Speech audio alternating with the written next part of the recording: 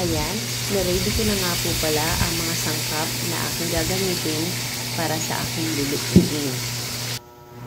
Bawang, sili, sibuyas, kamatis, itlog, hipon, mga panimpla na pampalasa, ampalaya, chicharo at sotanghon. Yan po yung sotanghon na nilagyan ko ng mainit na tubig kanina. Pero sandali ko lang pong ibinabad. At nagpakulo na rin po ako ng karning baboy. Hintayin natin na ito ay matuyo hanggang sa lumabas ang kanyang mantika. Haluin. At ingat lang po tayo sa pagluluto kasi baka napansikan tayo.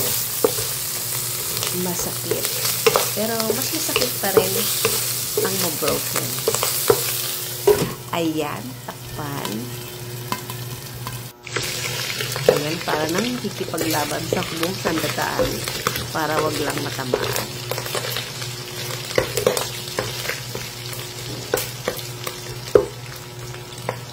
Pa-brownin natin ang karning baboy. At ayan, hanguin. At yan na rin po ang gagamitin natin panggisa.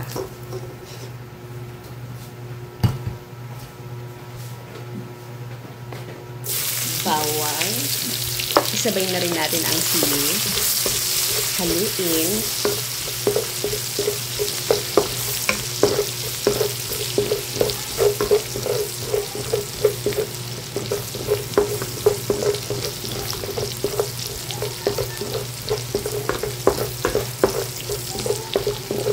Lekos. At isunod na rin natin ang sibuyas.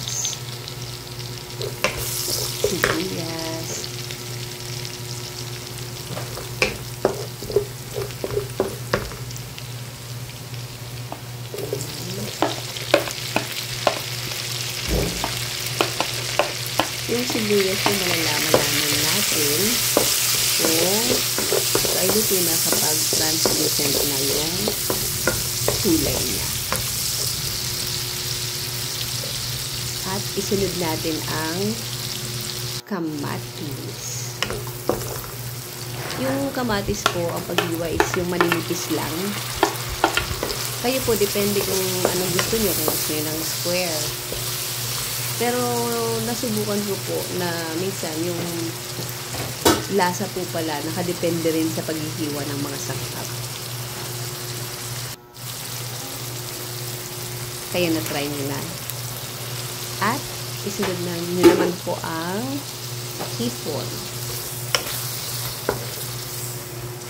Tinanggalan ko na po ng ulo yan. At syempre, hinugasan ko na yan. Maliliit lang ang nabili ko. Depende rin kung anong gusto nyo ilagay. Pwede yung medyo malalaki, ganyan. At itlog. 3 itlog ang nilagay ko dyan. Yung medium size nga po pala.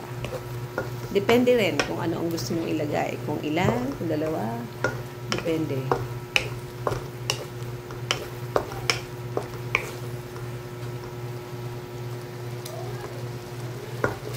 Depende kung ano ang gusto nyo.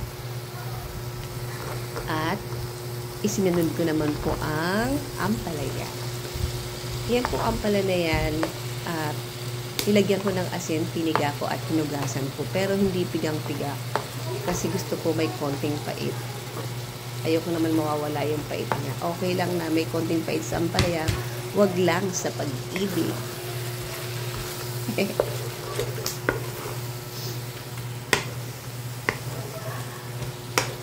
Hugot.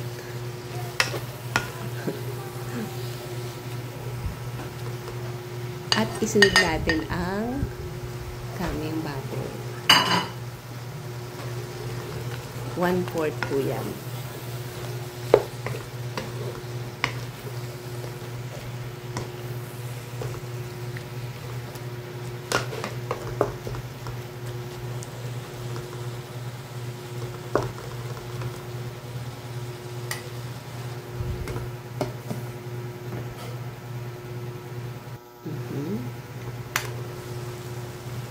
Yung ampalaya, hindi naman ganong niluluto yan kasi ginagawang salad din yan eh.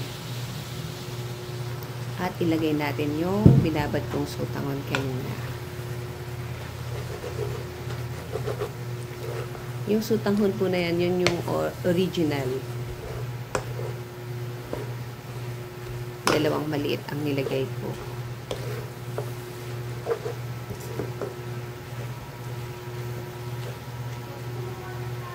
Dalawang maliit na nakaripa.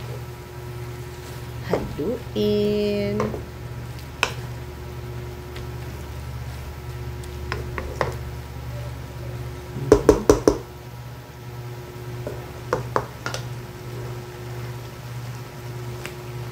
At isunod ang chichero.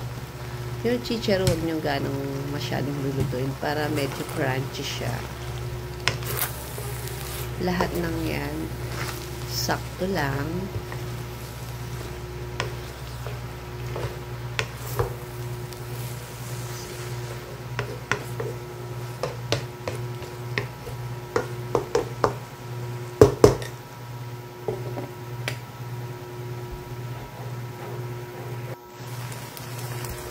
Ayan, lagyan natin ng mga pampalasa, Ajinomoto, seasoning.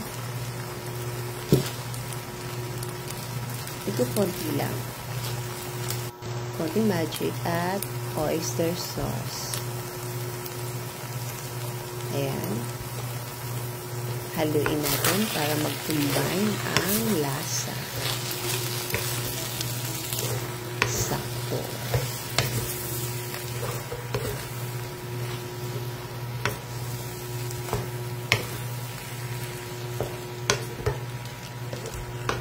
Kayo kung gusto nyong lagyan ng asin. Kasi ito ako gusto ko medyo matabang lang. Para mapapak ko.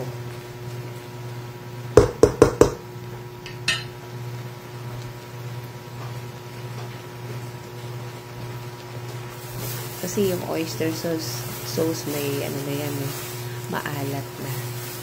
Kaya hindi na ako naglagay ng asin. Para hindi siya umalat. Mapapapak mo. At muntik na makalimutan ang paminta. Pepper. Ayan. Ito na.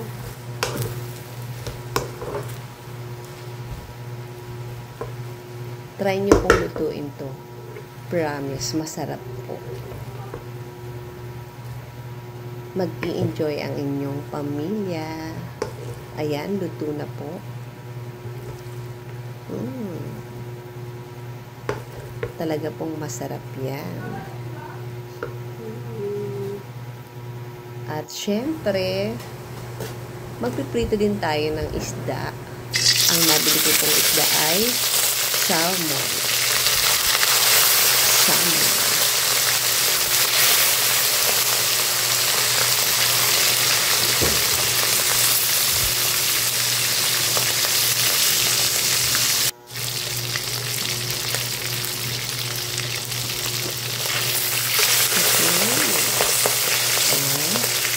Nilang maghiwalay. Mahal nila ang isa't isa.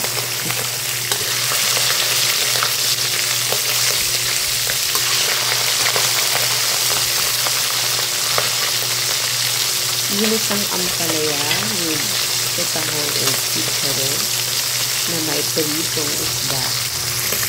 Medyo maanghang ng konti. Sigurado mapaparami ang kain niyo. Kaya ano pang hinihintay nyo? Magluto na rin po kayo para sa inyong pamilya. Kain po tayo.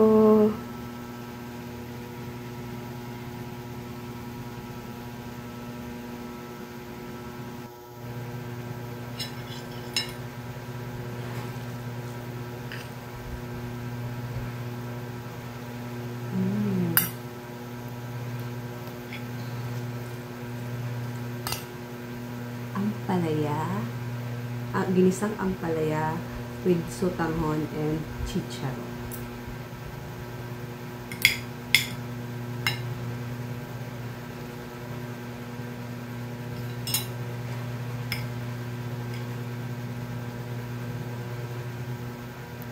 Please like and subscribe.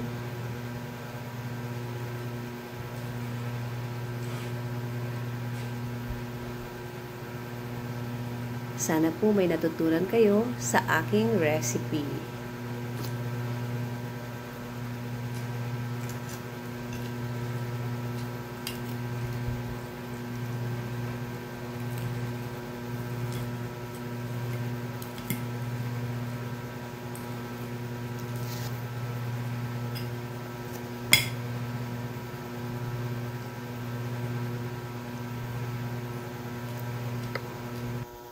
Thanks for watching. Hanggang sa muli.